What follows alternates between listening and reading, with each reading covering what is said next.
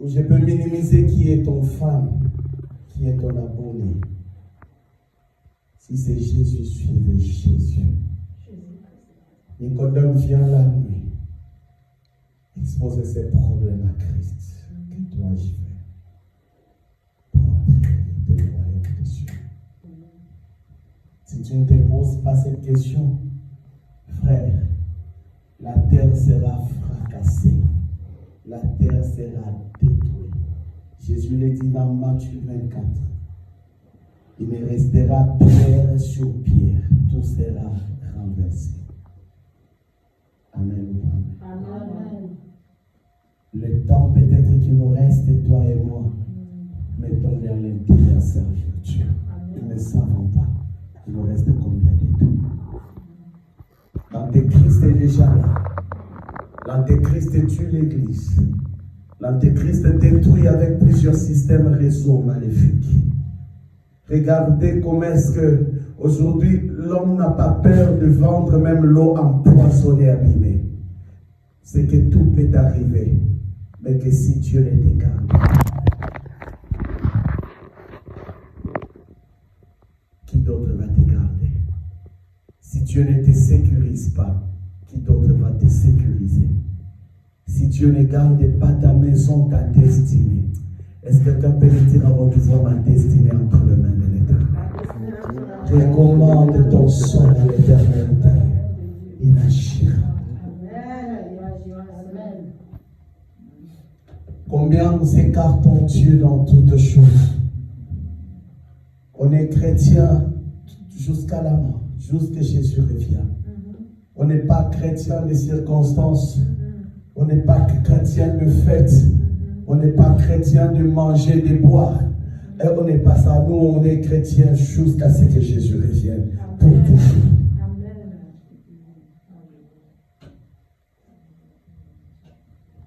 Nicodème, il dit qu'il faut naître de nouveau.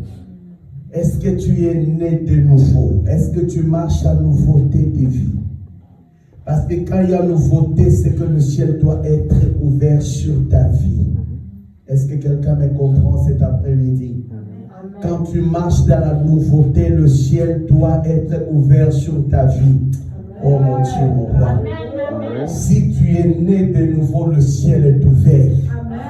Si tu es né de nouveau, le ciel est avec toi. Le salut est rassuré. Quand David disait que mes tombes à ta gauche et tes à ta droite, je ne serai jamais atteint. Parce qu'il connaissait que sa vie appartenait à l'Éternel. Ses destinées étaient entre les mains de Dieu. Mais tes destinées, où est-ce qu'ils sont cachés, bien-aimés?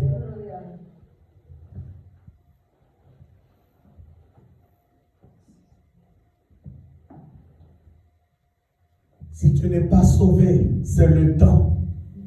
La Bible est en train de dire que la patience du Seigneur est pour notre salut. Dieu est patient, il veut te sauver. Amen. Où est ton cœur? Où es-tu cet après-midi, maison de rouleau? Où es-tu? Ça fait un moment donné, le Seigneur est en train de me dire, parle de ces choses-là. Où es-tu? Arrêtons le mascarade, arrêtons l'apparence, arrêtons ce qui n'est pas de Dieu, mais devenons vrais, devenons véritables, marchons dans la crainte de Dieu. Ne faisons pas ce qui est faux, mais craignons Dieu, entraînons les autres aussi à nous suivre pour le Seigneur. Devenons de filets de Dieu, sauvons plusieurs de nos familles, même dans nos anniversaires, organisons des anniversaires pour sauver les âmes. Comme hier je disais au Maria, le plus beau cadeau, ce n'est pas des habits, ce n'est pas une maison, ce n'est pas une voiture, mais c'est la présence de Dieu. Parce que si Dieu est avec toi, la résurrection marchera avec toi, la guérison marchera avec toi, la délivrance marchera avec toi, le salut marchera avec toi, le bonheur marchera avec toi. Parce que si tu ne nais pas de nouveau, c'est que ton nom n'est pas écrit dans le livre de vie. Parce que si tu n'es pas écrit, c'est que rien ne peut arriver. Raison pour laquelle on peut prier sur ton cas, rien ne peut se passer parce qu'on ne retrouve pas ton nom dans les livres des vies. Si ton nom est écrit, tu es sous le mandat, tu es sous le patron Jésus, tu es sous le divin, tu es sous l'abri du Très-Haut, tu es dans la cité céleste, tu es dans la cité de la restauration, tu es dans le programme de l'éternité, tu es dans le programme d'élévation. Si ton vie n'est pas née de nouveau, tu es dans la perdition.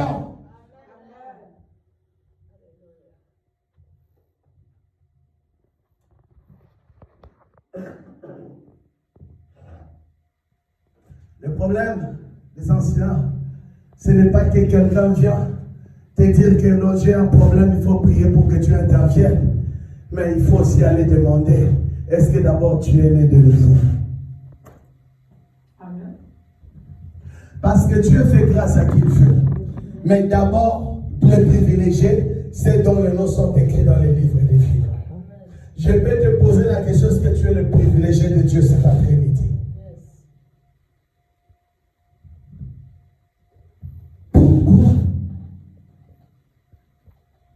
Pourquoi traîner sur la terre?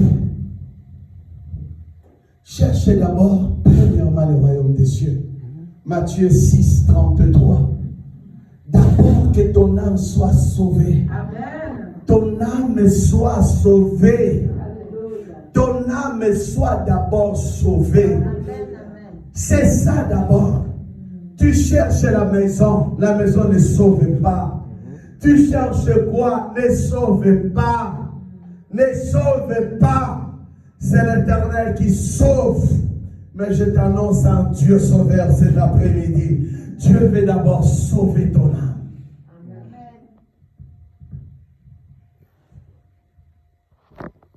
Parce que si ton âme n'est pas sauvée, Dieu peut intervenir. Dieu peut agir. Mais la bénédiction, là, tu vas la gaspiller encore. Tu viendras encore demain, Dieu fait encore. Dieu veut d'abord te sauver. C'est ça le problème qui est là. C'est ça le problème qui est là. C'est d'abord le salut. Marchons dans la direction des saluts. Si le salut n'y est pas, on est perdu, frères et sœurs. Le salut d'abord. Le salut d'abord. Premièrement, primo, le royaume des cieux. Jésus va parler à Nicodème. Un docteur de la loi n'est d'abord de nouveau. Si tu n'es né d'eau et d'esprit, si tu ne passes pas par le baptême, Marc 16, 16, il dit celui qui croira se fera baptiser. Regarde aujourd'hui, je crois, mais tu ne t'es jamais fait baptiser par immersion. Tu es encore perdu. Il n'y a pas de salut partiel. C'est soit tu es sauvé, soit tu n'es pas sauvé. En Dieu, il n'y a pas moitié-moitié. Il a dit, celui qui est ni chaud ni froid, je le volerai. Si tu es dans la tiédière, tu es déjà volé quelque part. Sois sauvé.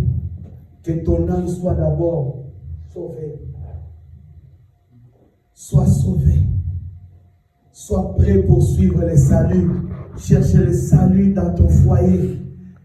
Sois un filet de Dieu pour gagner les autres aussi pour le Seigneur. Pourquoi nous ne voulons pas parler de Jésus sur les autres?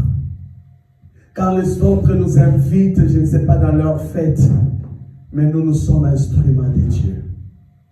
Est-ce que quelqu'un pouvait dire un amen? Nous sommes instruments de Dieu. Amen. Quand tu invites les pasteurs dans une fête, c'est pour qu'ils fassent quoi? C'est pour qu'ils parlent de l'évangile. Mais si toi on t'appelle, la Bible dit qu'il a fait de nous tous un royaume des sacrificateurs. Si tu reçois l'invitation de quelqu'un, c'est parce que tu vas représenter le royaume des cieux dans cet endroit-là. Mais si on te donne une opportunité, mais l'opportunité d'abord c'est de parler d'un seul homme, d'un seul nom, c'est le nom de Jésus. Il veut d'abord sauver tous ceux qui sont là. Il veut que ceux qui sont à côté dans le ténèbre viennent dans la lumière. Je suis en train de prier que le salut entre dans ta famille, dans ma famille cet après-midi. Que ceux qui ne le connaissaient pas soient christianisés Au moment que cette parole est en train de sortir, nous sommes les ambassadeurs de nos familles. Que Dieu sauve ceux qui sont perdus. Que ceux qui sont dans les erreurs viennent à Jésus.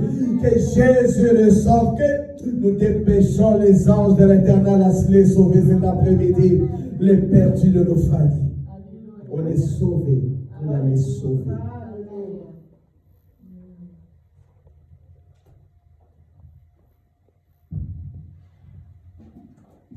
Les gens croient que nous sommes en Europe, c'est pour manger les yaourts, c'est pour manger les gâteaux. Mais nous sommes en mission pour Jésus-Christ de Nazareth. Partout que tu peux aller, que ce soit aux États-Unis, que ce soit en Australie, que ce soit en Afrique, que ce soit partout, c'est pour en Asie, c'est pour d'abord être une extension de Dieu, un filet de Dieu. Est-ce que quelqu'un peut dire à haute voix, je suis un filet de Dieu?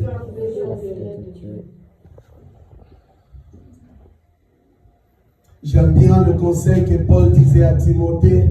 Il est alerté et dit, mon fils dans le Seigneur, que les temps soient favorables ou pas, mais prêche l'évangile. Des fois, tu es dans une fête, tu te dis, il ne faut pas que je gâche la fête des gens. Mais Dieu veut que les hommes soient sauvés et parviennent à la connaissance de Jésus-Christ. Or, la vie éternelle, Jean 17, 1, 2, 3. Or, la vie éternelle, qu'ils te connaissent, toi, le véritable Dieu. Est-ce que tu fais connaître Jésus? Est-ce que Jésus s'est fait connaître à travers toi aux autres? Et Hébreux va aller dire que le Fils est le reflet du Père. Mais c'est que nous, la même Bible dit que tel il est dans le ciel, tel nous sommes. Donc nous aussi, nous sommes des reflets de Dieu. Là, on doit refléter. Tel quand on te regarde, là, on doit voir Jésus. Amen.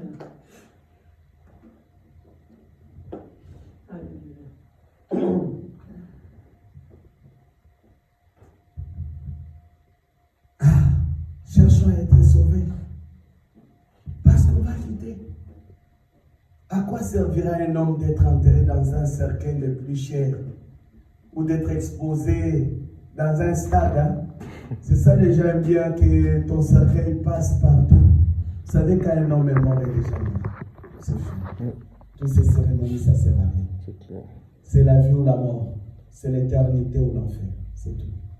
Vous allez circuler avec le cercueil dans toute la République. Ah, c'était un grand homme. Mais s'il n'est pas dans le livre de vie, c'est zéro. C'est un petit homme. Le grand homme, c'est Christ. Amen. Le vrai héros, c'est celui qui a sauvé l'humanité à la croix.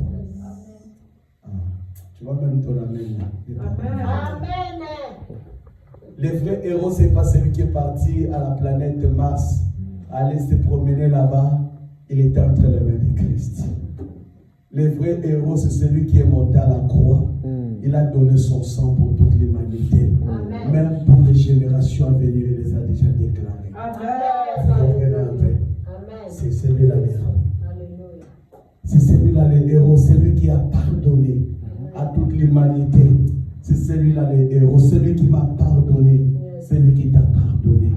Celui qui prend soin de moi, c'est celui-là le vrai héros. Le gouvernement peut te donner chaque fin du mois un carton de poulet, mais Jésus lui te donne la vie tous les jours. Vous comprenez? C'est celui-là le héros. Toutes choses, rien de ce qui a été fait n'a été fait sans lui. Vous comprenez? Il est maître. Nicodème l'appelait Rabbi, Rabboni, maître. Il est notre maître cet après-midi. Il est le Rabbi de ta vie cet après-midi. Le rabbi de ton âme. C'est celui qui s'est sauvé.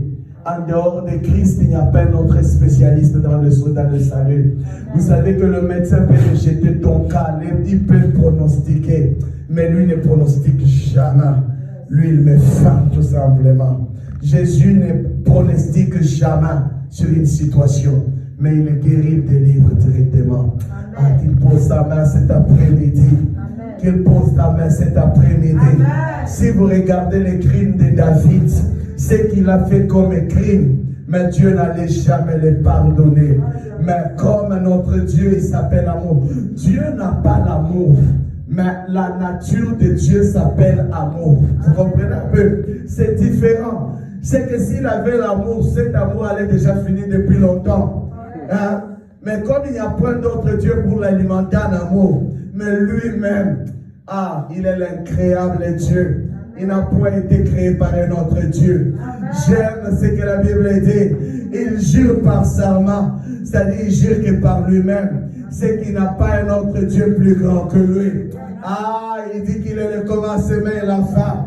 Il connaît le commencement. C'est celui qui avait émis au commencement. C'est celui qui avait ordonné que tu existes. Quelqu'un le dit amen cet après-midi. C'est celui qui avait ordonné que Kofi doit exister, que Philippe doit exister. C'est celui qui avait dit que Mamie doit exister, Sandra doit exister, que Chérita doit exister. C'est celui-là, la gloire est à notre Dieu. C'est celui-là l'auteur des salaires. C'est celui-là que Nicodème a dit, Rabouni, le maître de toutes choses, le maître de toutes choses, le maître des miracles, le maître des saluts, le maître de la délivrance. La Bible l'appelle omnipotent, la Bible l'appelle omniscience. C'est lui qui a l'omniscience de ta famille. C'est lui qui a l'omniscience de ton séjour sur la terre. C'est lui qui a la supériorité, qui a la suprématie de toutes choses. C'est celui qui est plus grand. C'est celui qui est plus grand. La Bible l'appelle Emmanuel. Mais il est plus grand, mais il est présent. Il n'y a pas d'autre Dieu présent que Jésus. Il n'y a pas d'autre Dieu présent que Jésus. Il n'y a pas un Dieu plus grand que Jésus. Les hommes peuvent t'abandonner. Ton mari peut t'abandonner. Ta femme peut t'abandonner.